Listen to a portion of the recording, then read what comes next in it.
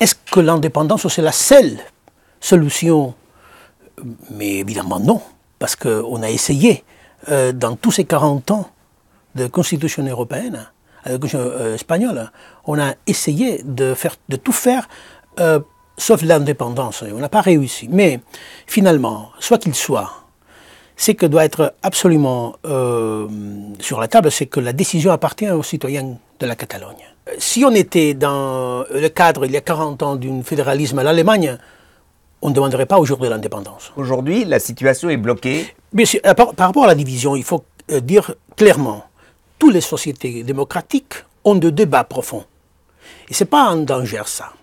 Le danger, c'est ne pas les régler de façon démocratique. Parce que tout le monde a ses idées. Surtout quand il y a des sujets importants comme ceci, évidemment, l'indépendance de la Catalogne.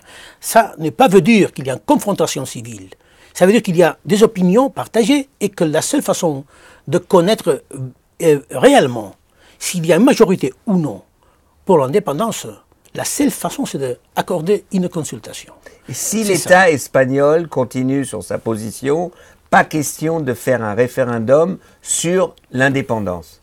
Ça va durer combien de temps, cette histoire? On va voir, parce que il y a un an du référendum, le gens est là. Ça, c'est du réel. Il y a plus de 2 millions de personnes qui soutiennent encore l'indépendance de la Catalogne.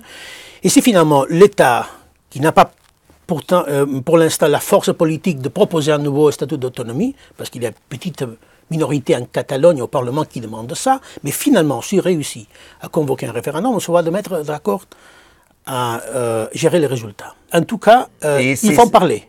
Il faut en parler.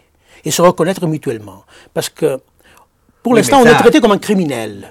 Oui, donc c'est quelque chose à évoluer, quand même. Les conditions pour avoir une vraie négociation, un vrai dialogue, doivent être un plan d'égalité.